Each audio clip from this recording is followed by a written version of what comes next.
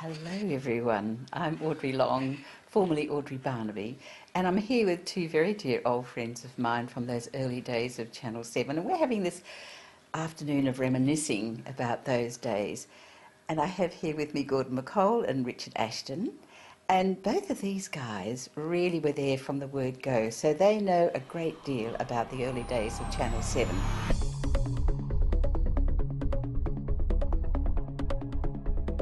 It was a major thing for Perth. Suddenly they were in touch with the rest of the world, where really it had only been radio beforehand.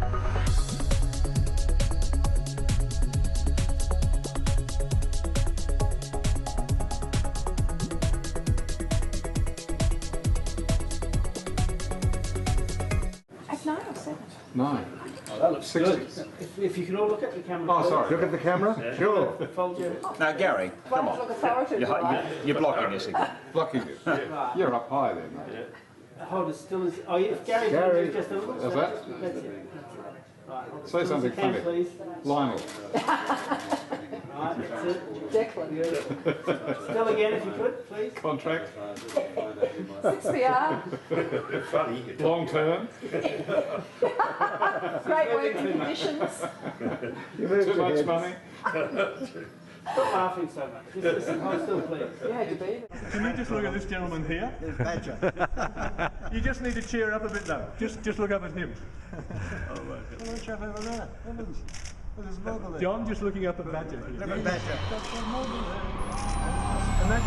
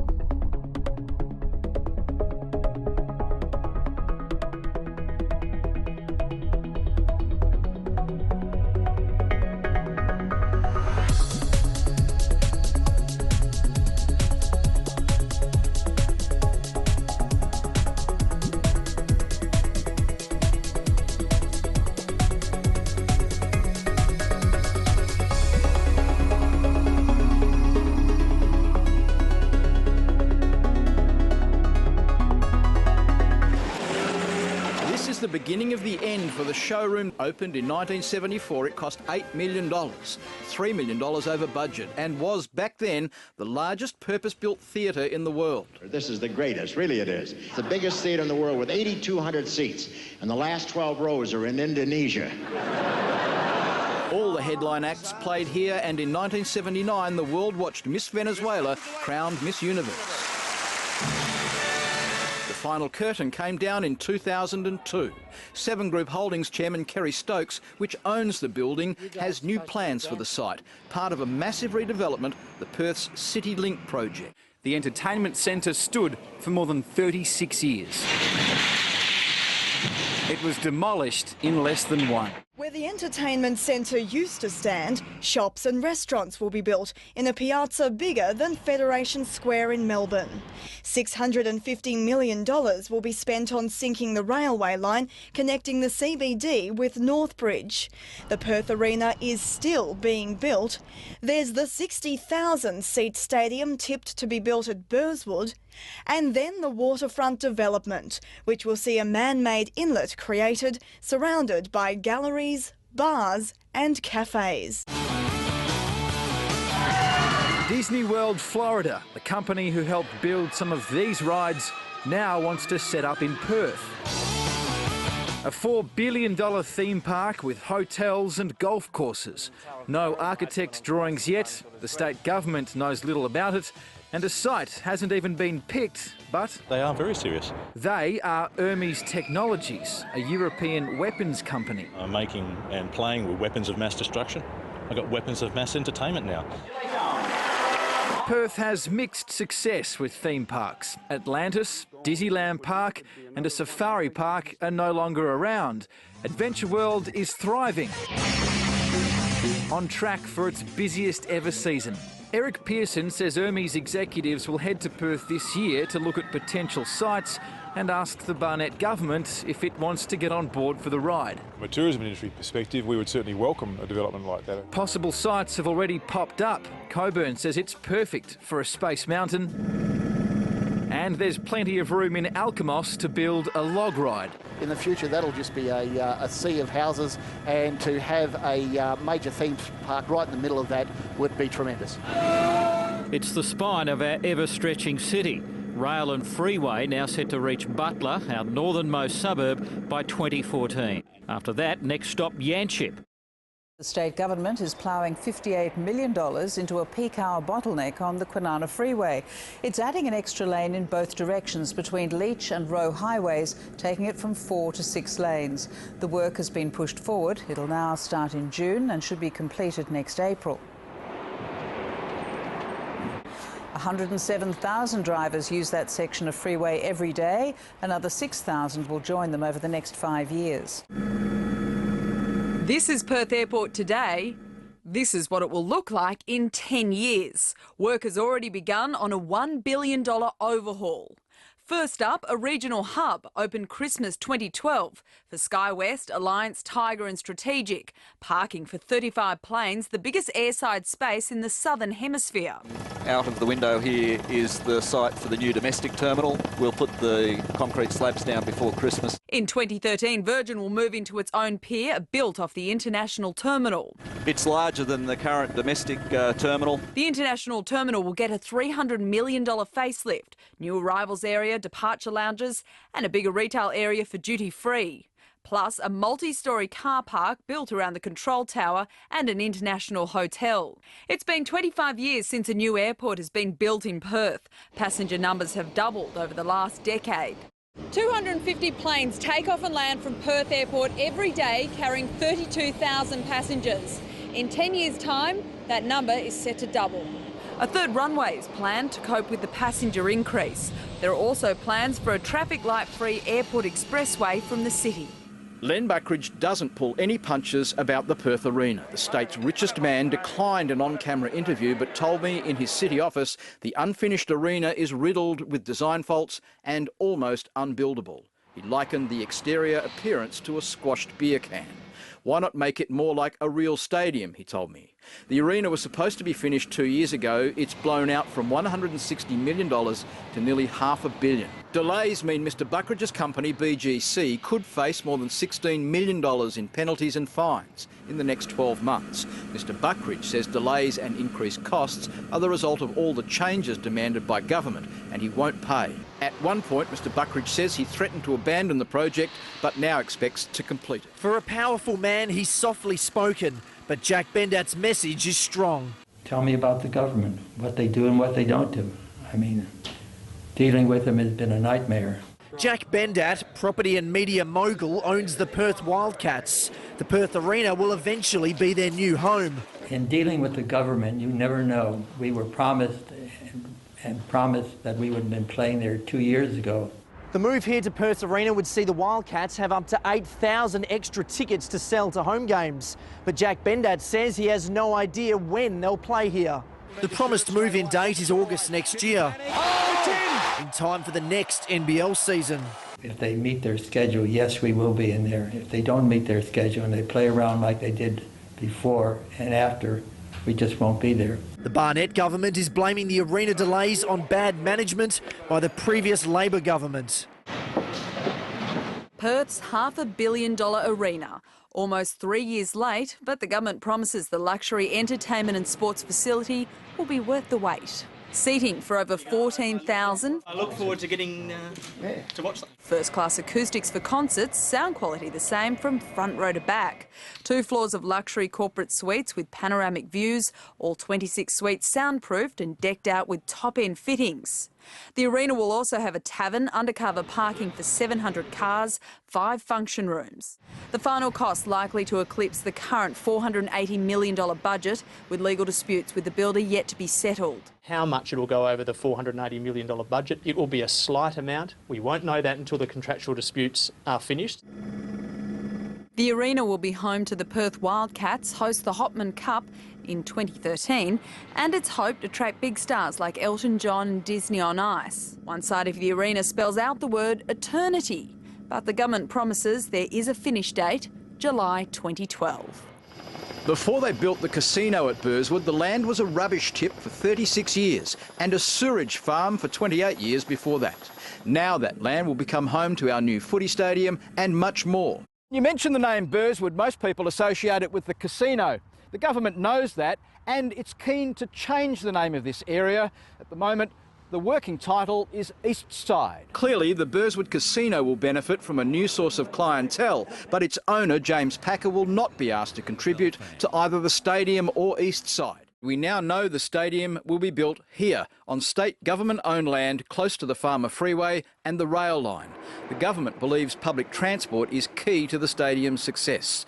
A footbridge will be built across the Swan River to encourage pedestrian access.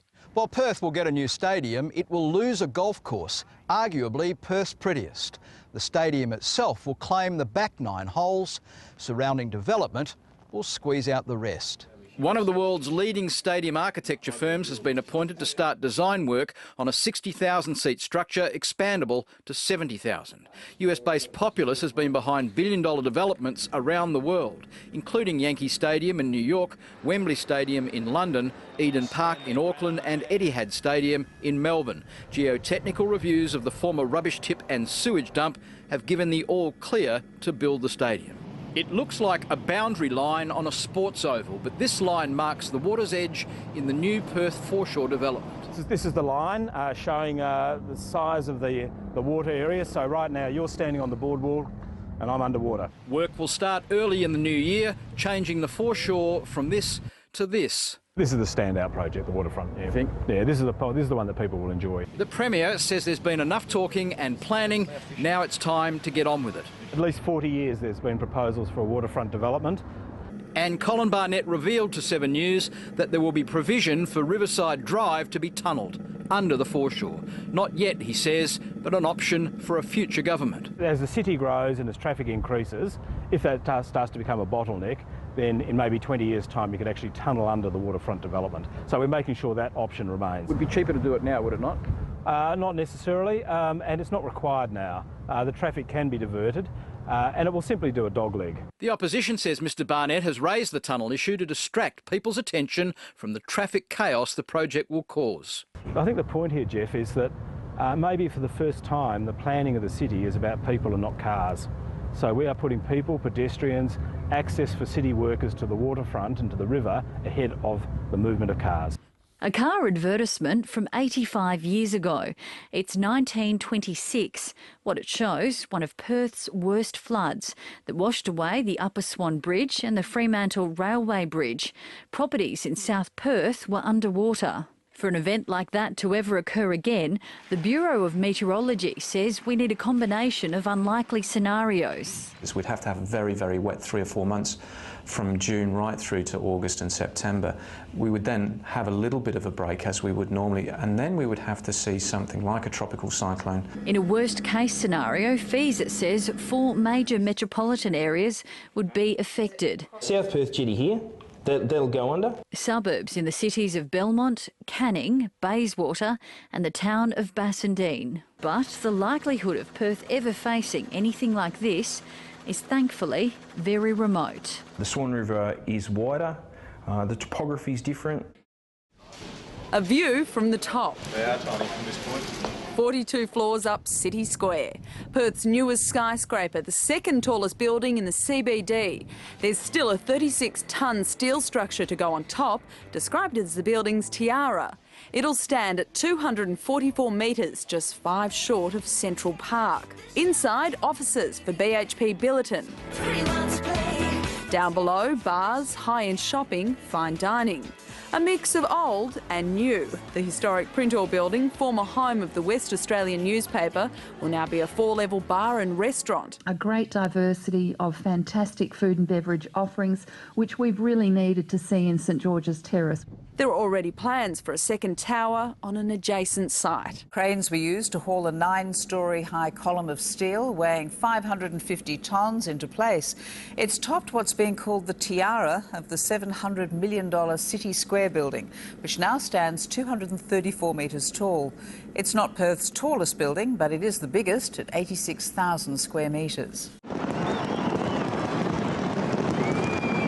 In the sky over Perth, the biggest skyworks show ever exploded.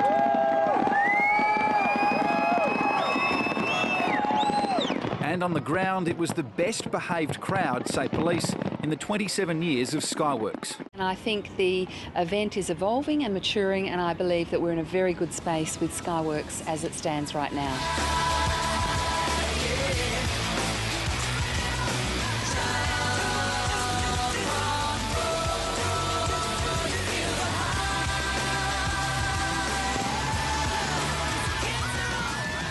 Visitors to the new State Theatre Centre were greeted by a haunting image. We are tonight's entertainment. The late actor's Joker costume and the Oscar Heath won for his Dark Knight role. It's a little bit like he's standing there in some ways. I mean, we sort of wish he was standing there as well. The $91 million complex hosts its first public performance this weekend, but today a special preview. It's obviously a very mixed emotional time for us, but we're very, ultimately very proud. It's WA's first venue of this kind in 40 years. The main stage has been named in Heath Ledger's honour, and there's also an underground studio and courtyard. And the Northbridge building stands out with its gold and edgy architecture.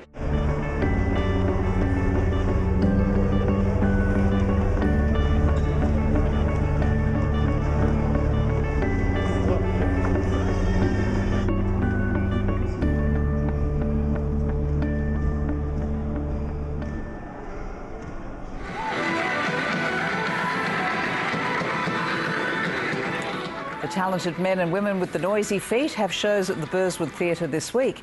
It's the company's farewell tour after it began in Dublin 16 years ago. 51 performers and musicians from 20 countries star in Saltimbanco, which loosely translated means jump on a bench in Italian.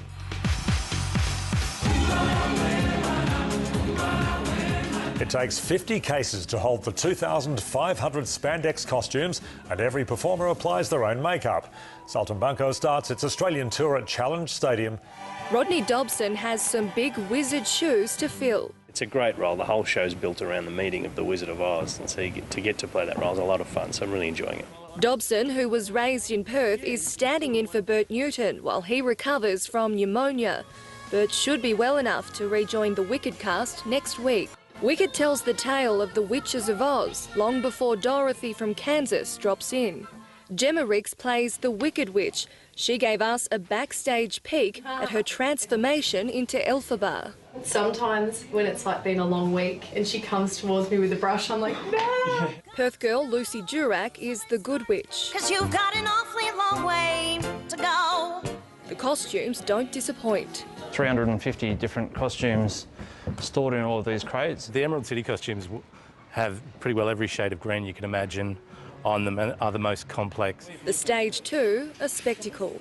Glinda is one of the female leads of Wicked, Glinda the Good Witch, and this is her chosen mode of transport in the Land of Oz, which is the flying bubble. You can see Wicked at Burswood until September.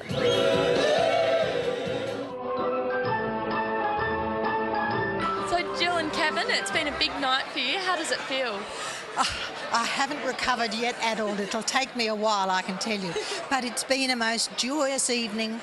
This is the Lifetime Achievement Award? Yes, it is. But it's been wonderful, darling. My husband, yes, you can say something about it. You know, it was lovely to get the award, and I think it was wonderful seeing the other kids getting award, the young people, because, you know, they'll realise we can still keep going when we get to our age. Tony Lamont, Jill Perryman and Nancy Hayes were honoured for a lifetime of achievement. For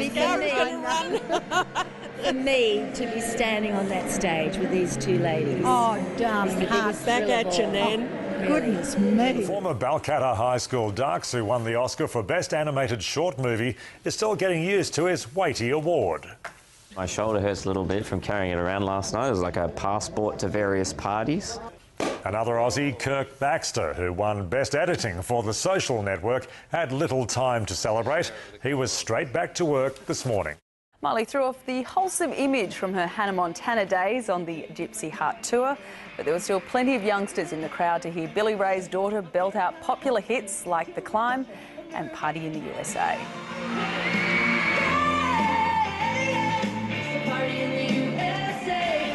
There are a few oldies on the playlist as well, with hits from Nirvana and Fleetwood Mac thrown in. Surprise tribute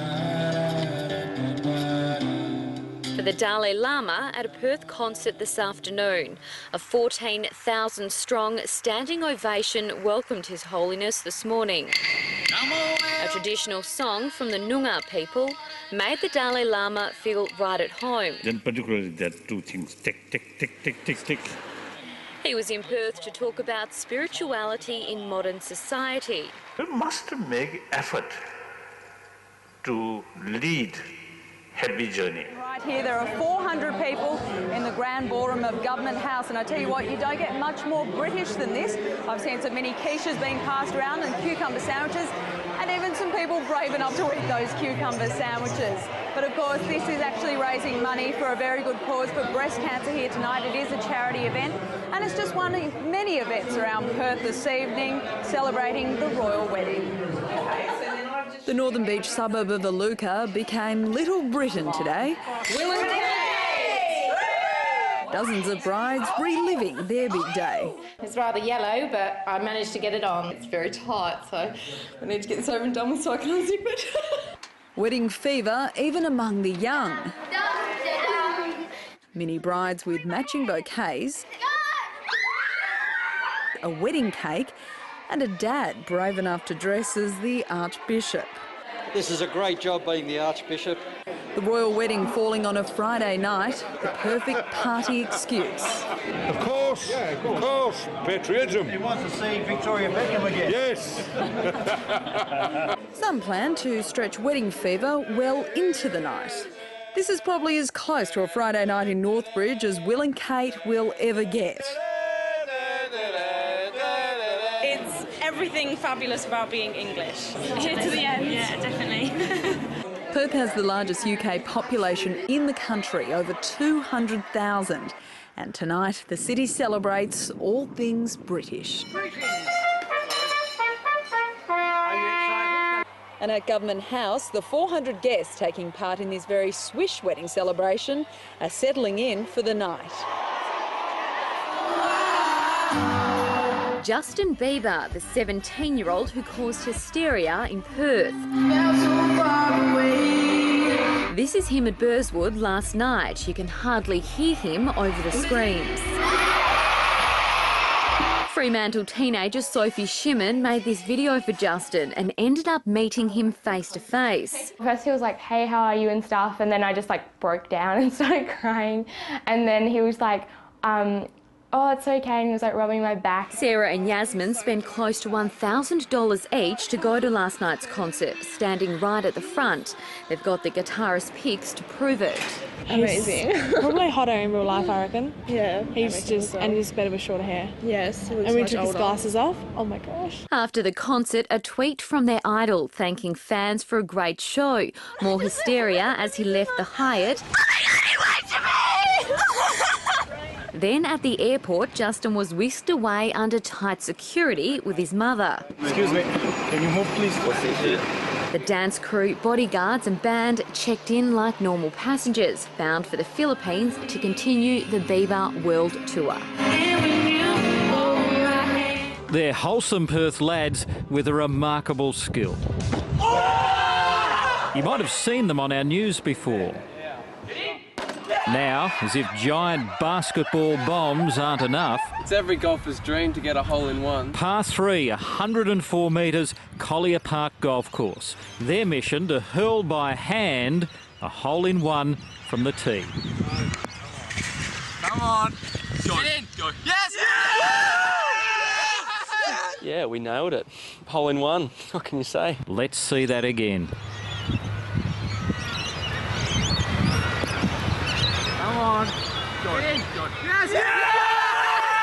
Now, most golfers spend all their lives chasing one of these around with a club and never get a hole-in-one. But the How Ridiculous boys did it in about half an hour.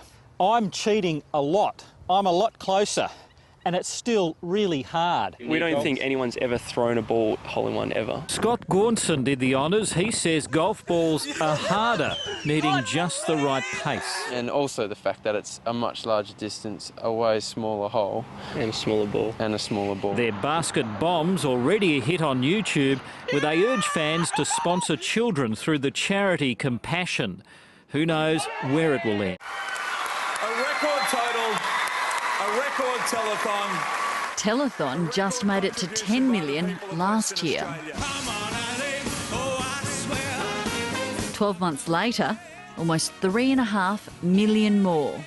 One of the major donors, Seven chairman Kerry Stokes, wanted to present his cheques himself.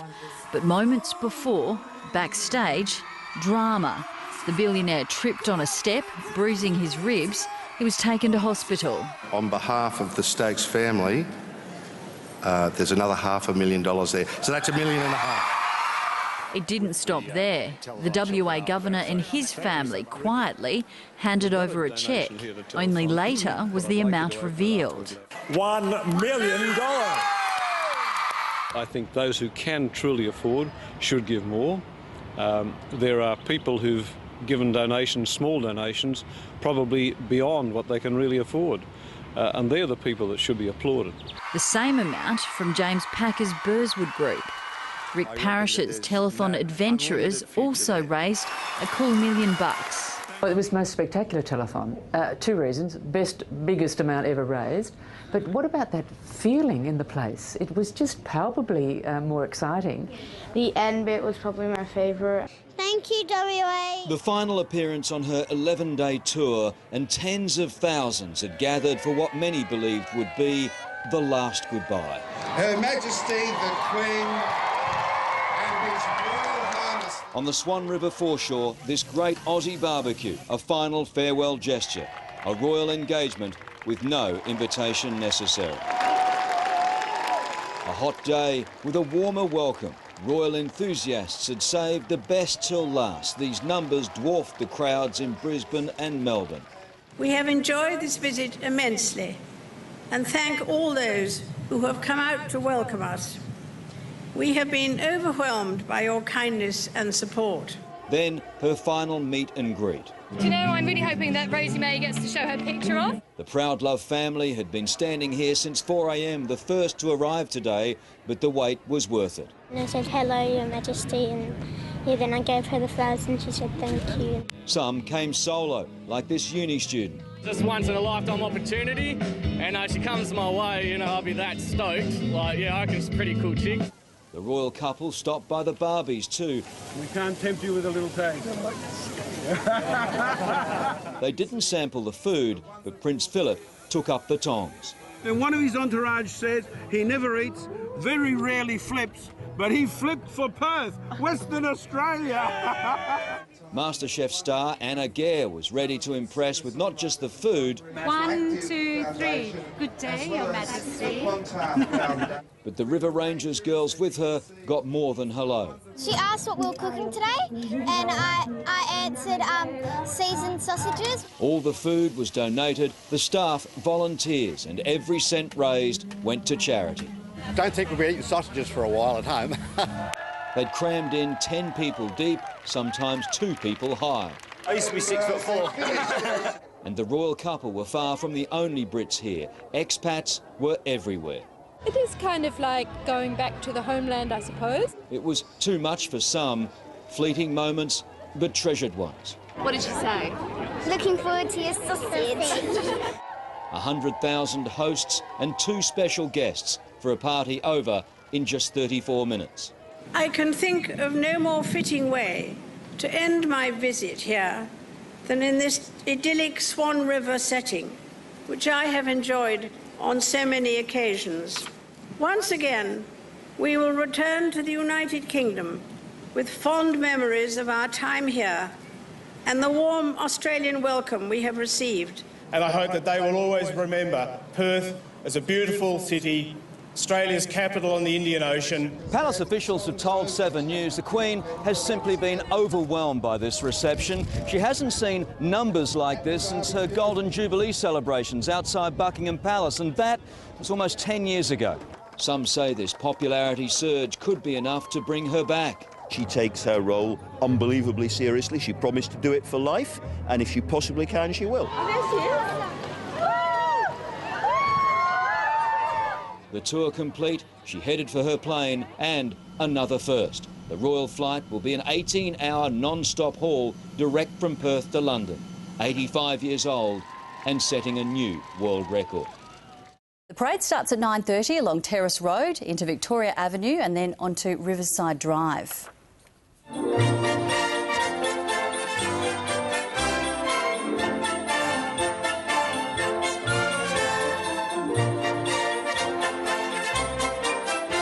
Welcome to the 2011 RAC Channel 7 Christmas Pageant with the City of Perth.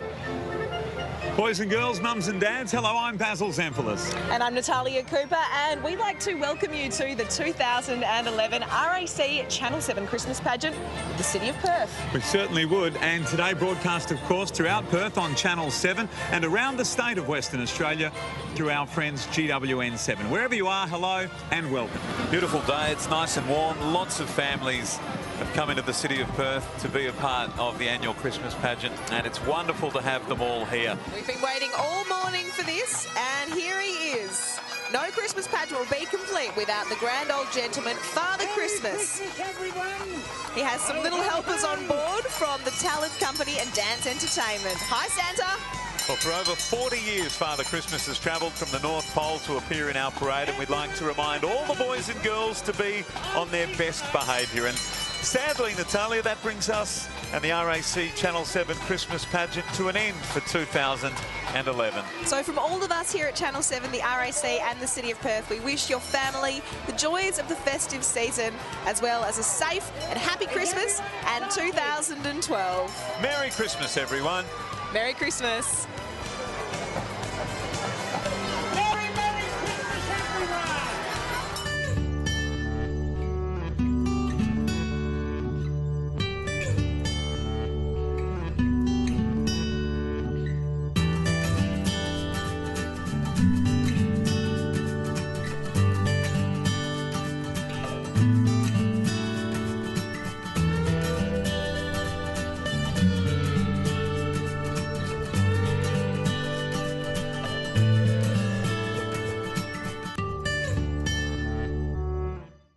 You know, Channel 7 created, I think, not only the first television station, but they involved the public because we had so many big events. We became part of the people and the people became part of the station. Well, that was the instruction from McCartney to me. He said, we want the station to belong to the people.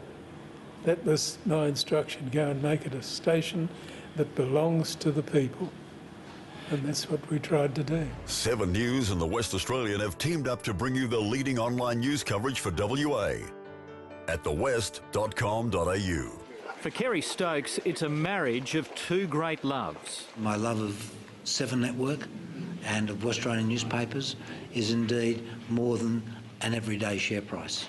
Today, shareholders, including mum and dad investors, came to approve the nuptials. Most saw a happy future. WA News can't stand alone anymore. Newspapers have done well over the years and I don't think they need this. If they didn't move ahead and go into the digital age, they'd die. Shareholders were promised healthy dividends would continue and paying down debt was a priority. We unanimously recommend that WAN shareholders vote in favour. The vote, almost 60 to 80% in favour of 5 takeover motions. Julie Gillard would give a right arm for that sort of majority. So what does it mean? The creation of 7 West, Australia's biggest media company, and changes to 2 WA institutions. We will stay stronger longer and have an opportunity to go into new areas. And for 7, somewhere new to call home, ending Perth Commercial Television's 50-year link with the same suburb. Television stations at Chewett Hill within the next 3 years will be a thing of the past. Moving in with its new partner at Herdsman or a central city pad, just 2 options. Mr Stokes told shareholders 7 West had weathered the global financial crisis better than other Australian media companies, with revenue growth up 4%. Your board and management take great pride in this new company. It remains a company that's part of the fabric of Western Australia for the past 180 years, and today it's a company with significant market presence in all major media platforms across Australia. The digital revolution is accelerating as more Australians get smart. Smart cards to bank, shop online and tap and go. Smartphones with ever smarter apps. 700,000 have downloaded this supermarket price and product locator in recent weeks. Smarter computers rewriting industries like financial services, newspaper, book and music publishing, and in store now, smart TVs. These technical changes always happen much faster than we expect. And I think the same thing will happen with smart technology in a broadcast environment. In 2006, Fairfax was selling at $5.60, and here we are in double digits, 70, 80 cents. An online age or Sydney Morning Herald will earn roughly 1/9 the profits of what those newspapers used to earn 4 or 5 years ago before the GFC. It's a radical reduction in the profitability dimensions of the newspaper industry. The next industry caught in the path of the digital express is Australian broadcasting. I think that the evolution of internet-connected televisions will change the way people look at broadcast media in their homes. On a smart TV, you can watch traditional channels or DVDs, or choose YouTube or limitless other internet sites.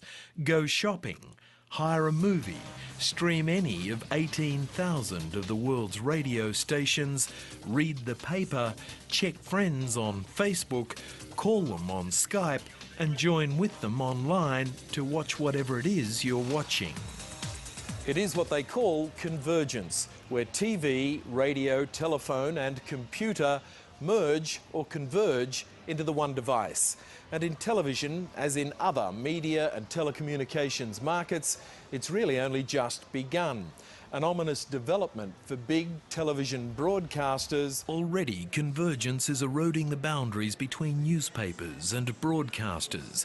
Online, each have begun to mimic the other, challenging Australia's sensitive media control limits, cross-media ownership laws, and increasingly Australian content requirements. The theory is that the media's diversity and pecking order is about to be upended by convergence. Television ratings, for example, are based on a survey owned by the commercial TV networks of some 5,000 households across Australia. But online media activity and ratings are based on a survey of some 3 million internet accounts out of a total 18 million nationally. Data collected by Experian Hitwise Research shows in the 10 most popular TV network websites in Australia, CNN International ranks number 4. The top 10 Australian print media sites also include some formidable foreign competition. Online news publications are mushrooming. I thought I'd make a slightly different video this week. On YouTube in March, Sydney's Natalie Tran won more viewers globally for her low-cost chatty videos than some of the nation's biggest television programs. New global internet-based TV services like Apple TV are gathering forces. Locally, Fetch TV, backed by Malaysian billionaire T. Ananda Krishnan, is about to ramp up its internet pay TV network in Australia and across Southeast Asia.